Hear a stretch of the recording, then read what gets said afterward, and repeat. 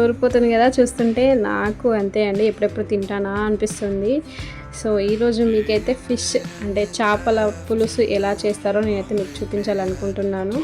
First of all చేపలు అనగానే నాకు మా ఇంట్లో మా అమ్మ చేసే చేపల పులుసు గుర్తొస్తుంది.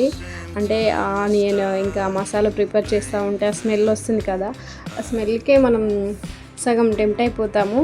సో ఇంకా ప్రాసెస్ అయితే మీకు చూపిస్తాను ఎలా చేయాలో ఏంటి అని. ఈ ఫిష్ వచ్చేసి దీని పేరు రూప్చంద్. మా ఆయనకి చాలా ఫేవరెట్. సో ఇంకా తనే వెళ్ళి తీసుకొని వచ్చాడు, క్లీనింగ్ కూడా తనే చేయించాడు. సో ఇంకా క్లీనింగ్ చేయించాక మనం వండకుండా ఉంటామా.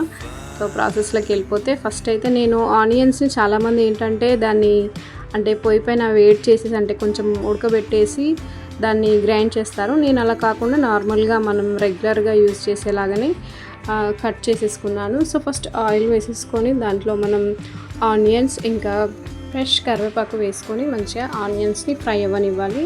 తర్వాత కొంచెం పసుపు ఇంకా కట్ చేసుకున్న టొమాటోస్ వేసుకోవాలి. టొమాటోస్ కొంచెం మగ్గిన తర్వాత దాంట్లోకి మనం అల్లం వెల్లుల్లి పేస్ట్ ఇంకా కారం వేసి మంచిగా కలిపేసుకోవాలి. ఈ టొమాటోస్ ఎందుకంటే చాలామంది వేసుకోరు, కాకపోతే టొమాటోస్ వేసుకోవడం వల్ల మనకి గ్రేవీ మంచిగా థిక్గా వస్తుంది. మనకి అంటే వాటర్ పులుసు లాగా మరీ వాటరీ కాకుండా థిక్గా ఉంటుంది.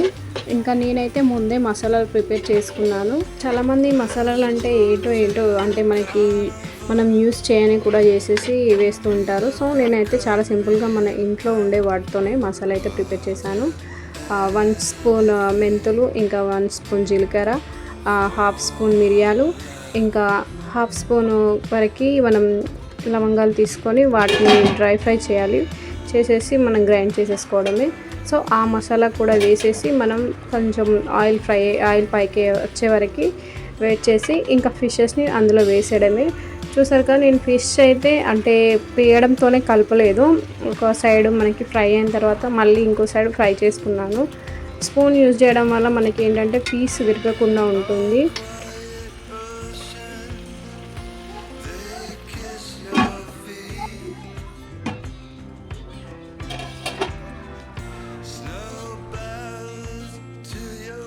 చూసారు కదా, అలా తిప్పుకోవడం వల్ల ఇంకా అసలు పీస్ విరగకుండా ఉంటుంది, అడుగు కూడా అంటుకోకుండా ఉంటుంది. సో ఆయిల్ అయితే మంచిగా పైకి వెళ్ళింది, అంటే మనకి పీస్ కూడా మంచిగా కొంచెం ఆయిల్లో కుక్ అయితే టేస్ట్ బాగుంటుంది.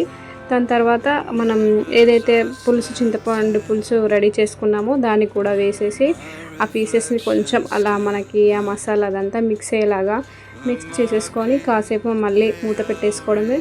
నేను సాల్ట్ ఎక్కడేసాను అని అనుకుంటున్నారా, సాల్ట్ మనకి టొమాటోస్ వేసినప్పుడే సాల్ట్ టొమాటోస్ పైన వేయడం వల్ల మనకి టొమాటోస్ తొందరగా కుక్ అవుతాయి.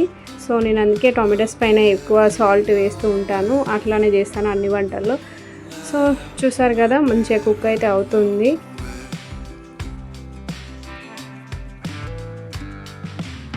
చాలా సింపుల్ అండి ఈ రెసిపీ, ఎవరైనా చేసుకోవచ్చు, చాలా ఈజీ ప్రాసెస్ కూడా మసాలాస్ ప్రిపేర్ చేసేసుకుంటే.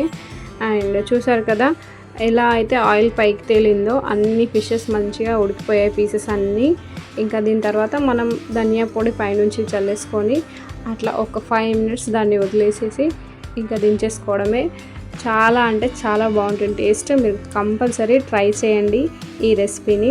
టేస్ట్ ఎలా ఉందో కూడా కామెంట్ చేయండి. నాకైతే చాలా ఇష్టం ఈ రూప్చంద్ చేప, చాలా టేస్ట్ ఉంటుంది. ఇంకా ఫ్రై చేసుకుంటే మాత్రం అదర్స్ అండి. ఫ్రై కూడా ఎప్పుడైనా మీకు వీడియో పెడతాను నేను. ఇలాంటి రెసిపీస్ కోసం నా యూట్యూబ్ ఛానల్ అయితే సబ్స్క్రైబ్ చేసుకోండి. ఎవరైనా ఇంకా సబ్స్క్రైబ్ చేసుకొని వాళ్ళు ఉంటే సబ్స్క్రైబ్ చేసుకోండి. ఇంకా ఫుడ్ వీడియోస్తో మళ్ళీ మీ ముందుకు వస్తాను. Thank you for watching my video.